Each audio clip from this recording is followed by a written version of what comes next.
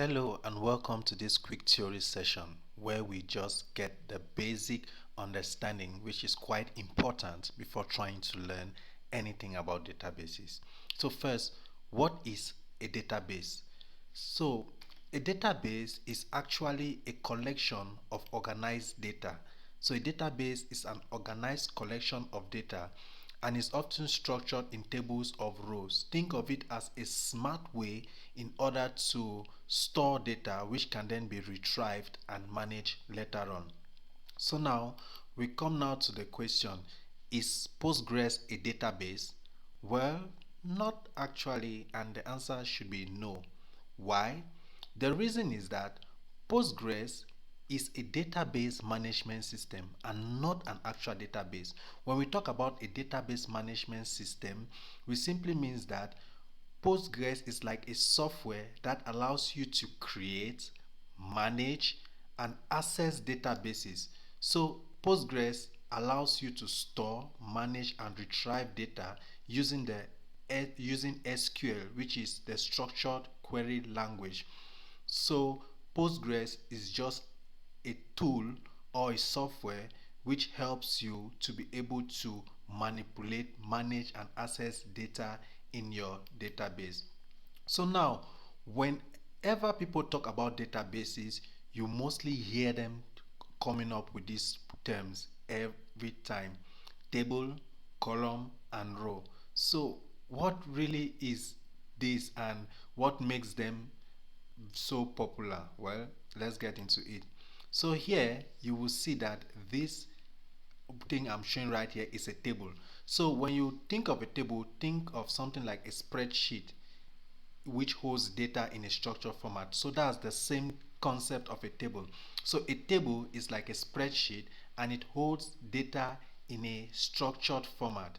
So now on a table we have, this is our table, then we have a column. On the table, the column is vertical. So here you can see this blue range here shows our column. So this here we have the ID column which has 1, 2, 3, 4, 3, and then we have the name column which has Alice, Charles, Lee, email column which has emails, and the age column which has the age of the user. So for example, we have this user table right here, and then we have the column which is showed in blue. So each vertical row right here, each vertical pointer right here is a column.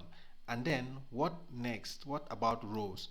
A row actually, a row is a complete record or a set of related values across all columns. So here you will see we have, this is a row right here which contains ID, name, email, and age.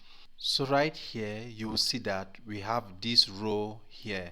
So this row is a row with an ID 1. So this row has the information of Alice. So this row has ID 1, it has ID 1, Alice, and Alice at gmail.com, and her age, which is 28-year-old. So you think of a row as a complete record, while you think of a column as just a specific category of information. So in our case, this is a column, just a specific category of information like ID or name or email, while a row is the complete record, which is like a connection of multiple fields in a column.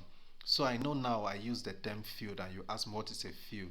Well, a field is just a single box, like a single square. So here this is a field, this is a field, and here in this, under this ID column, this is also a single field.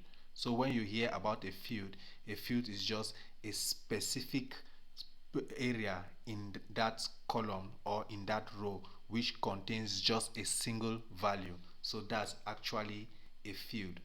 So here you can see all of them together. So a column is just a specific category of information like the ID 1, 2, 3, 4. So that is a column.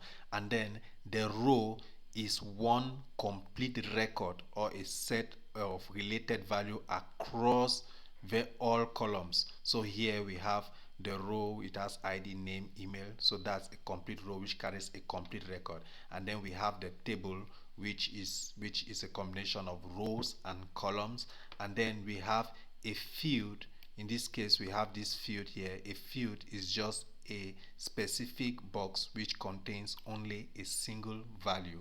So you can think of Postgres as the main point of interaction with the underlying data store, which in our case is a database. So Postgres is the tool which we use to manage this database, to be able to create tables, to be able to delete records, insert records, and actually manage every operation in the database. So that is it for the theory. We are going to learn more as we go into the course. So be sure to subscribe so you don't miss out on the next video, where we are going to start learning how to actually create our own database and manipulate records in the database.